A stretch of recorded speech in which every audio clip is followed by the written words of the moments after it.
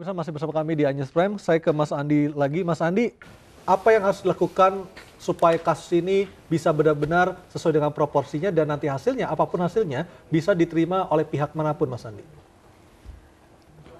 Secara normatif, saya kira para penegak hukum harus menerapkan prosedur yang ada di dalam KUHP maupun di dalam undang-undang yang lainnya.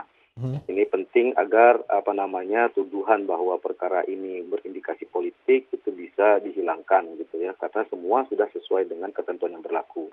Nah, yang kedua, para pihak yang terlibat di sini selain penegak hukum ya tentu juga bertindak kooperatif begitu sehingga proses ini bisa berjalan sesuai dengan fakta-fakta hukum yang ada gitu. Nah, tentu ketika ini semua telah sesuai dengan fakta-fakta hukum yang ada, tindakan selanjutnya adalah akan segera mempercepat proses ini di ranah pengadilan sehingga nanti di dalam proses pengadilan lah itu kita bisa melihat apakah tuduhan yang disampaikan oleh jaksa setelah melalui proses penyidikan kepolisian itu benar-benar terbukti atau tidak. Nah, dengan semua berjalan seperti ini saya kira aspek-aspek politis maupun hal-hal yang berada di luar ranah hukum terkait dengan kasus ini itu bisa dihindari.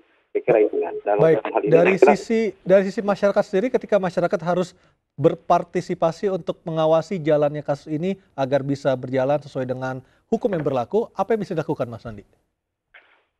Saya kira kan dalam proses ini tindakan masyarakat adalah melihat apakah tindakan-tindakan yang dilakukan oleh penegak hukum ini sesuai hukum atau tidak.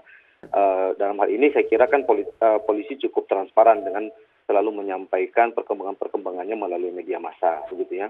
Nah, yang kedua tentu kalau misalnya ada tindakan-tindakan pemaksaan atau apapun terkait dengan keterangan saksi yang itu tidak benar, begitu melanggar tindakan hukum, saya kira saksi pun jangan takut untuk melaporkan ini kepada aparat-aparat hukum, misalnya ada propam begitu, atau bisa juga disampaikan kepada publik begitu ya, sehingga semua ini bisa berjalan dengan relnya. Baik. Nah, baik, Mas Andi.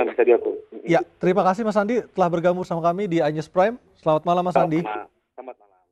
Mas Ramses, ini juga menjadi kasus Habib Rizik ini menjadi sebuah test case juga bagi kepolisian agar bagaimana kasus ini bisa berjalan sesuai dengan kaidah ataupun norma hukum yang berlaku. Apa yang tertera dalam KUHP atau KUHP bisa diterapkan di sini dengan sebenar-benarnya. Anda setuju itu?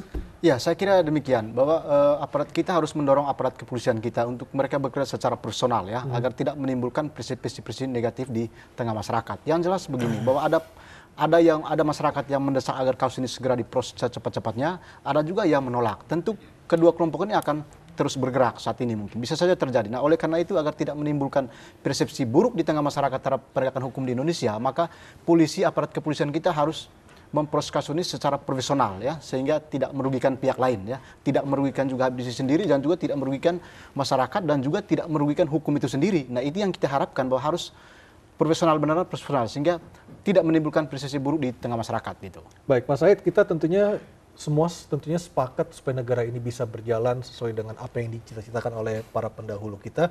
Tentu kita juga sepakat hukumlah yang menjadi atau berada di atas segalanya. Nah, terakhir dari Anda, apa yang harus dilakukan untuk dalam posisi di titik ini supaya nanti ke depannya tidak akan ada lagi riak-riak terutama terkait dengan apa yang terjadi di panggung politik? Iya, kalau kasus-kasus yang sekarang sedang berjalan, kasus Pak Ahok, ya itu biarkan bergulir gitu kan, mengajukan banding di proses pengadilan secara transparan dan sebagainya. Kasus Habib Rizik juga begitu ya, saya kira dengan fair, dengan transparan gitu. Tidak ada motif-motif politik di baliknya dan sebagainya gitu.